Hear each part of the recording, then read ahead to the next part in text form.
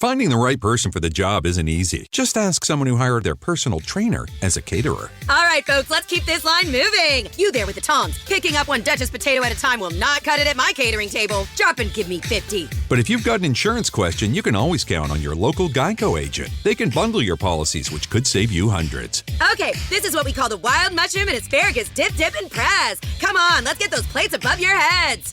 For expert help with all your insurance needs, visit geico.com/local today. Plan ahead this Valentine's Day with 1-800-Flowers.com. From first dibs on great deals to the best selection of Valentine's Day roses and guaranteed delivery. Don't wait to wow. Right now, 1-800-Flowers is offering 24 assorted roses for $39.99. Or upgrade to 24 red roses for $10 more. Get right to the romance this Valentine's and find the way to wow with 1-800-Flowers.com. To order, go to 1-800-Flowers.com/tune-in. That's 1-800-Flowers.com/tune-in.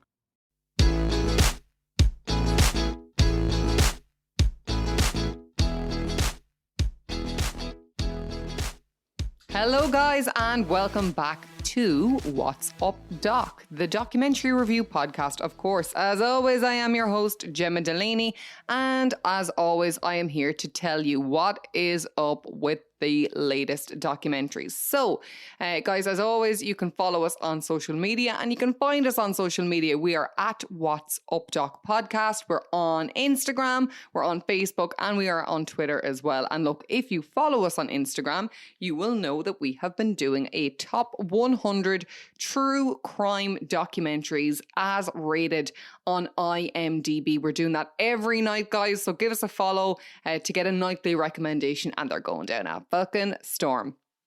Back to tonight's podcast, though, and tonight's recommendation. It's a brand new documentary. It was released on Showtime there back at the start of the month, and it's called Outcry. So this one is directed by Pat Condellis, there's no L, Condellis. And I guess, like,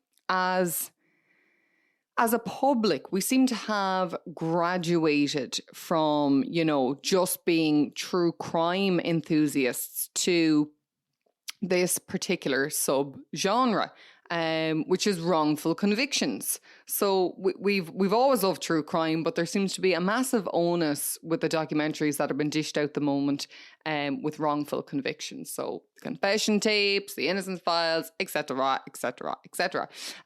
So Pat Condellis and Showtime have recognised this, that we are like absolutely mad for the old wrongful convictions, and this is firmly aimed at that audience. But honestly, like, any true crime enthusiast or couch sleuth or whodunit fan is going to enjoy this. So this case is as familiar to Texans as, you know, Fiona Sinnott's disappearance is to Wexfordians. So obviously, if you follow this podcast, you'll know that I am from the southeast of Ireland, from a little place called Wexford, and that'd be one of our kind of infamous cases. This young teenage mother who disappeared on her way home from a pub.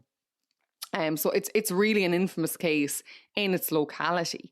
But look, as we've seen time and again, cases tend to get lost outside of their respective jurisdictions. And isn't that feckin' great for us? Isn't that brilliant for us true crime enthusiasts? Because it gives us so much more fodder out there to get our teeth into and these cases that potentially we would have never heard of. So Condellis, he wants to bring this, you know, bizarre case, and it is the case of Greg Kelley, and he wants to bring it to the masses. That's really the purpose behind this. So I can obviously never know what is going on in a director's mind, but I would guess his message in the telling of this story is to show, in the wake of, you know, like the Time's Up movement, the Me Too movement, how complex legal cases, seriously disturbing accusations, and a small town police force's rush to enforce justice can just create this fucking monumental fuck up of a tsunami. So I hadn't personally heard of the Greg Kelley case prior to Showtime's press release of Outcry. But I saw the press release of Outcry and I said, fuck me, this looks right up my alley. Couldn't wait till it was released. And as I said, it's very much a local case, but an incredibly important one and absolutely perfect for all us true crime enthusiasts. I knew the general storyline then from what I had seen in the press release, but I wasn't really sure of the ins and outs of it. So let me break it down for you. Greg Kelley, he's a regular, small town boy.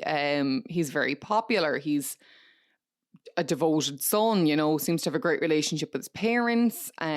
He is one of the star football players. Like, by all accounts, they are expecting big things out of this guy. They're talking NFL. He's in a relationship with one of the top cheerleaders, and they're just the token kind of couple in school.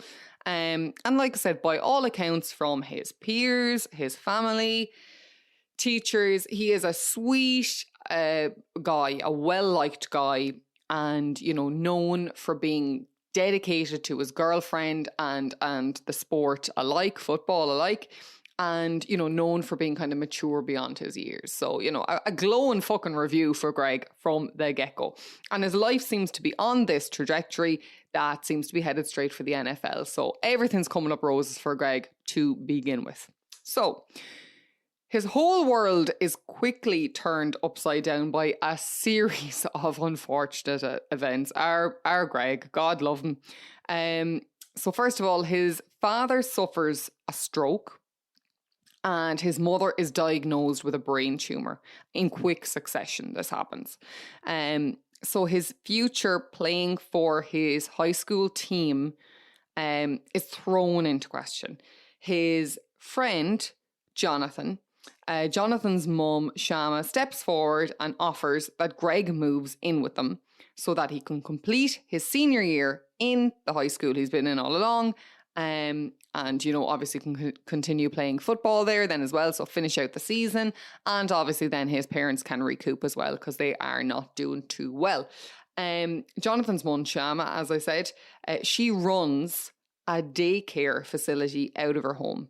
And she is an avid supporter of the local football team and Greg, and has avidly supported Greg's burgeoning football career, for a number of years. So it seems very natural that she would step in and offer to do this. Now, that might seem odd to listeners from this side of the pond, so Ireland, England, Europe, etc.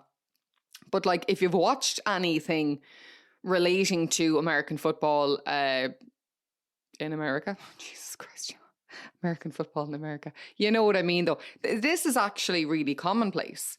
If there is somebody who shows potential and, hasn't got the funds, they're often a family will step in as a sponsor and, a la Sandra Bullock in The Bright Side. Do you know what I mean? So it's because I guess I'm not saying they're not doing it for just the sake of being nice, but there's also big bucks in the NFL and it is in their interest to step in and maybe be a patron to a child or a teenager who shows potential. So yeah, it's not that strange, I suppose, that this would happen. It's common enough in America, but it's mentioned in the documentary as well, and I thought it was quite interesting that Shama, who is Jonathan's mum, she could be seen as being so supportive of Greg's career because she knew that her own son, Jonathan, just didn't have the talent. He wasn't nearly as good a player as Greg. So that is pointed out and that's interesting. So like I said, she runs a daycare facility from the house. And this is the house that Greg has now moved into and lives there with Shama and Jonathan. I hope you're following. So this home daycare facility is where the shit really hits the fan for Greg. An outcry is received by the police from one of the children attending the daycare. Now, In United States law, an outcry witness is the person who first hears an allegation of abuse made by a child or another victim of abuse or a sexual crime. The witness is legally obligated to report the abuse and may be called upon during the trial proceedings. Hence the snappy little title. So that's where the title Outcry comes from. The unidentified accuser then is a 4-year-old boy. And in the documentary, it shows the police footage of the accusation, of the interview with the child. And the video shows, obviously, that the child is pixelated out. You can't make out the child, but you can hear his voice.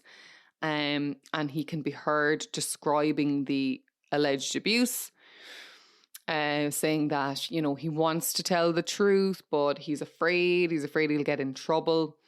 And when he's, you know, finally pushed and reassured that, you know, it's important to tell the truth, he says that Greg, this is now verbatim what the child says, Greg put his pee-pee in his mouth. So for clarification, Greg put Greg's pee-pee in the child, the 4-year-old's mouth. And that, again, when pressed, he says that it happened on 2 separate occasions. Once in Greg's bedroom in Shama's house, and again in this room. They can't really clarify where it is. They think it's the sitting room, but it's a room with a couch. Now, I guess, again, like I said, what the documentary goes to great lengths to kind of explain is that, I guess, a couple of years maybe previous to this actual case, allegations of this nature may, not that they wouldn't have been taken so seriously, that's not what I mean, obviously they'd be taken seriously, but that, you know, in the wake of Time's Up and Me Too, there is this onus on, you know, everyone being on the right side of history, everyone being, you know, politically correct to a fault, and always be on the side of the victim. And I guess what the documentary is just saying is that, like, not that we shouldn't be on the side of the victim, but sometimes this is where things fall through the cracks, you know, for the million times that the victims are telling the truth, and not that they're saying this victim isn't telling the truth, but again, the rush to judgment, the rush to get it right can be as detrimental as the abuse itself, the initial, you know, accusation. So the documentary then itself, it is broken into 5 episodes. They're each around the hour mark.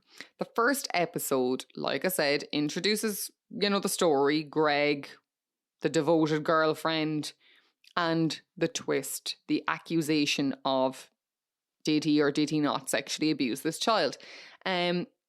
This initial allegation then seems to be reinforced by a second alleged victim coming forward, also a client of the daycare service. And look, if you don't want any spoilers, you need to stop listening about now. So by the end of the first episode, Greg has been found guilty and he's been jailed. And as the charge against him was super aggravated sexual assault, I just think that is the most American charge I've heard, but super aggravated sexual assault, really, really aggravated, you know, it's anyway, super aggravated sexual assault. And because that is the charge against him, he's not eligible for parole. That's one of the stipulations of that charge. And it carries a minimum of 25 years and a maximum of life. So his lawyer advises him to sign a plea deal because he's just actually been found guilty, you know, potentially life in jail. And he's young, he's 17 at this stage. So the lawyer advises him to sign a plea deal, and the stipulation in the plea deal is that he agrees not to appeal his conviction, and for that he will get the lesser sentence. So he'll get 25 years in return for that. Greg signs, and so basically throws away his only chance of getting out. So by the end of episode 1, I was still on the fence about our Greg. I think I thought he was innocent, though, to be fair. You know, I wasn't sure. I was hopeful that the second episode then would kind of explain how everything went so wrong. The second installment then, it focuses on the support group for Greg that has sprung up on social media overnight. And it's just mad because most of them have actually never even fucking met him. Nearly all of them, in fact, have never met him. And in contrast then, the supporters of the victim obviously are horrified that anyone could doubt the word of a child. So both of these groups feature heavily in the documentary, both, you know, contributing with pieces to camera, and then, you know, narrating protests outside, you know, the courthouse and that kind of thing. So they're talking the camera through what's going on and that kind of thing. And so while, you know, we know social media now definitely plays a massive part in court cases and the outcomes of court cases, the documentary actually really delves into this aspect. I don't know that we've seen that in a documentary yet or before. And, you know, these people who they could have easily left them out of the documentary, to be fair, but they're really woven into the narrative of this story. They both, I want to say both leaders of, you know, the pro Greg and like the pro child victim, you know, groups, they actually become fairly big characters in the story in Outcry. So that's, yeah, I thought that was quite interesting and something a little bit different and something maybe, you know, if it hasn't been done before, or if it has been done before, I haven't seen it anyway. So I thought that was interesting, and just showing that aspect of it as well. In episode 2, we learn Greg agreed to complete a polygraph or a lie detector test and failed. So as you can imagine, by the end of episode 2, I was like, this motherfucker is guilty as sin. How could he have fooled me in episode 1? And I actually love that. I love that flip-flopping back and forth. I love that, you know, I love being led down a garden path and being tricked into believing one thing and then the next. I love it because obviously it's a twist and it's very satisfying, but as well from, you know, the psychology kind of point of view of it, I love seeing how easily I can be manipulated, and not just me, we as a public can be manipulated. And it just goes to show how easily we can be. And it makes you think, how often are we? How often are we told or sold one narrative and we blindly believe it, and how easily it can be done? Like I said, episode 1, I'm like, Greg is innocent, free Greg. Episode 2, I'm like, you cunt, you know. So I love that roller coaster of emotions, and they do it beautifully. In episode 3 then, we learn that there are some disturbing holes in the investigation. Shut the front door. I don't believe it. Not in America, surely. I don't mean to make light of it. Obviously, you know me at this stage. I don't mean to make light of it, but if we've learned anything in the year and a half that I've been doing What's Up, Doc, what is it?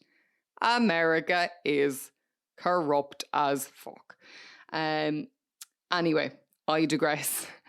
There's holes in this investigation. What kind of holes, I hear you say? Well, nothing major, except they actually didn't investigate the allegations.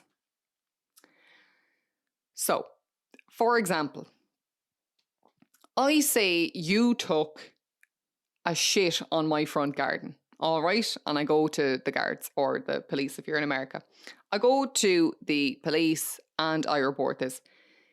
Well, the police aren't just going to take my word for it, are they? You know, I could have a fucking vendetta against you. You know, you could have done something on me.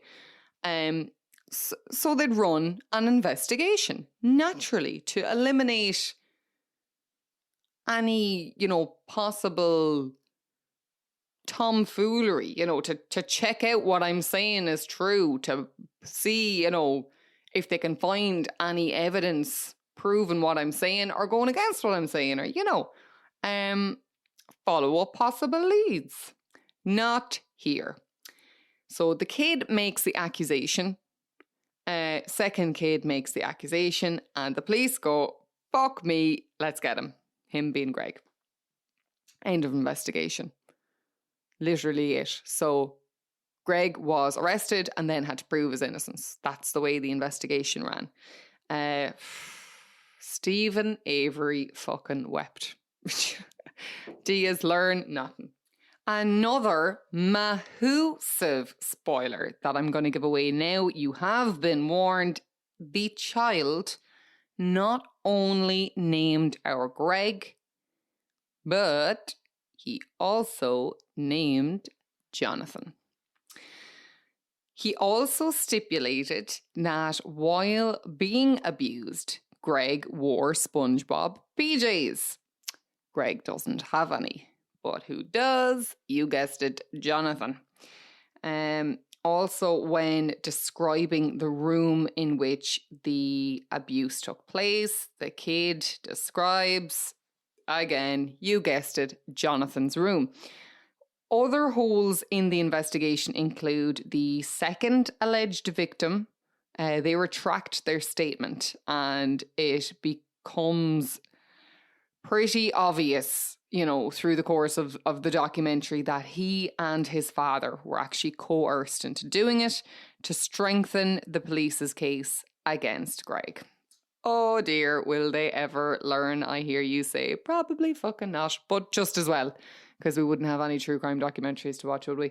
In episode 4 then, Greg is released from prison pending a new decision from the Criminal Court of Appeals, and we see Greg, you know, getting stuck back into his relationship with his girlfriend, and, you know, he's training with an NFL coach that somebody puts him in contact with. But we also learned that he can't be drafted into the NFL with a conviction. And so, like, at this stage of the game, Greg has wasted 3 years in prison, and, you know, an NFL player's shelf life is pretty fucking limited as it is. So, you know, he kind of reminisces about that, and just how, you know, the time is slipping away, basically, is what he's saying. Time is slipping away from him, and he is stuck in this legal limbo. So finally then, in episode 5, after 3 years in legal limbo, so like these documentary makers were in for the long haul. They followed him throughout, you know, this, I don't know what else to call it, legal limbo for 3 years, where he's waiting and waiting and waiting and waiting and waiting for this decision from the Criminal Court of Appeals. But after waiting, he is finally exonerated. Sadly, it comes too late for his father, who dies just 5 months before the final verdict. And there's this just heartbreaking scene in which, you know, Greg's mother, Rosa, they go and speak with the local representatives. I'm not sure what they call it. You know what I mean, though? When they kind of speak to Congress or whatever to get, you know, laws enforced or changed or amended. It's that kind of a thing. I think it's more on a local level, though. I don't think they're congressmen. I could be, or congress people. I could be wrong. But yeah, there's this just really beautiful, emotionally charged, poignant, you know, try not to cry moment. I was watching it and like, I do this thing. I don't fucking cry. I do not cry. I refuse to. So my eyes flood with tears. I can barely see the fucking screen. So I put my head back and I blink rapidly while swallowing the lump in my throat. I'm like, don't fucking cry. Don't fucking cry. So I was doing that while watching that scene. And yeah, she just talks about how this is a great day for her, but obviously her husband never got to see their son exonerated of the charges, even though he knew he was innocent. But it was just, obviously, it's such a pity he didn't live to see it. But yeah, so he is exonerated, and then Greg's legal team start the battle for compensation. It doesn't follow it, you know, we just see the start of that fight. What we do see, though, and it's so cute, is Greg and the missus get married, which is lovely, you know, because obviously they've been sweethearts since high school. She stood by him through these child abuse allegations. Like, I don't know whether I would or not. I mean, Jesus, I feel like, and I think most of us are in the same boat. If our partners were accused of something as heinous and as serious as that, you'd drop him like a hot snot. Like, you just go, no, you know.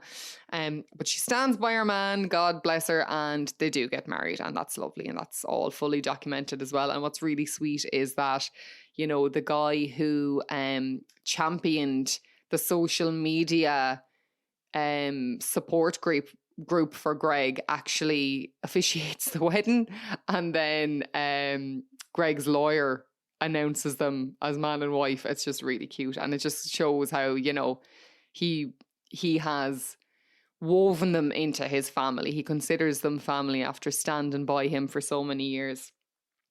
And then last but not least, it comes full circle, and our Greg heads to university ready to play some football, finally, you know, and it kind of leaves it there. And obviously, look, you know, the end of filming of this documentary, it kind of wrapped up just ahead of COVID-19. So poor old Greg, Jesus Christ, the man can't catch a break. So I am assuming he hasn't been playing a lot of ball. But, you know, fingers crossed he gets there, and fingers crossed we see his name in lights in years to come.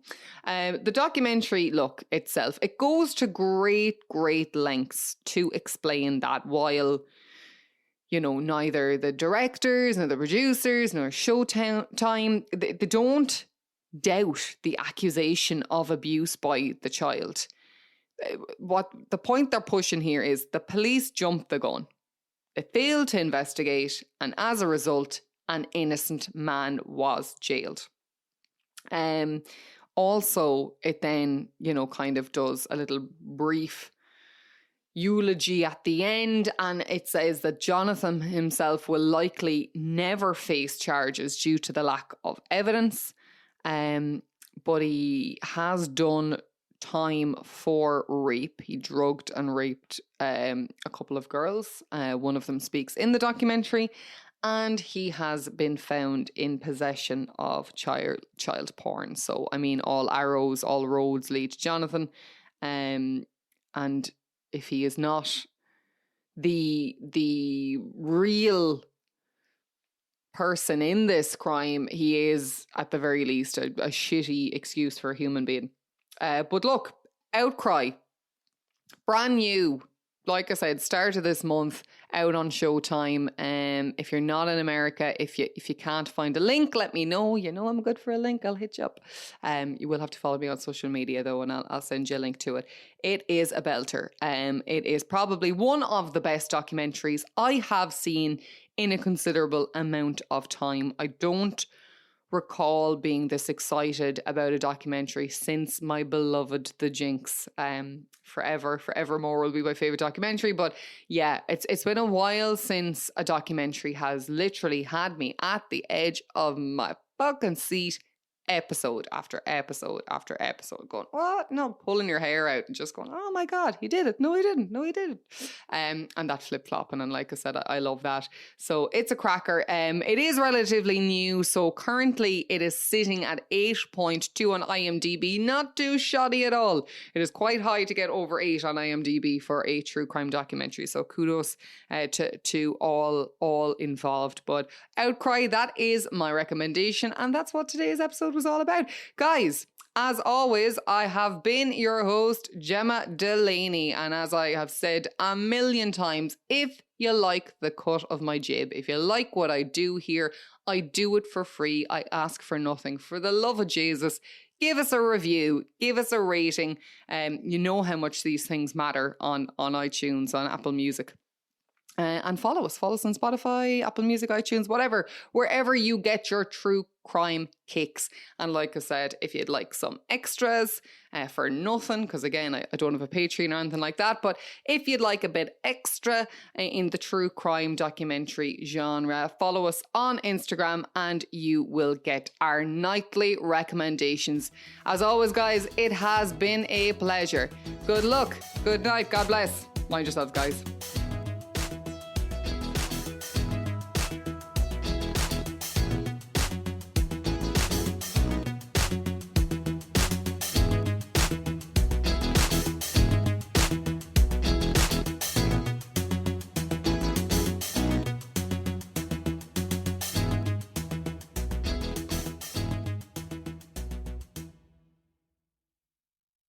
Plan ahead this Valentine's Day with 1-800-Flowers.com. From first dibs on great deals to the best selection of Valentine's Day roses and guaranteed delivery. Don't wait to wow. Right now, 1-800-Flowers is offering 24 assorted roses for $39.99. Or upgrade to 24 red roses for $10 more. Get right to the romance this Valentine's and find the way to wow with 1-800-Flowers.com. To order, go to 1-800-Flowers.com/tune in. That's 1-800-Flowers.com/tune in.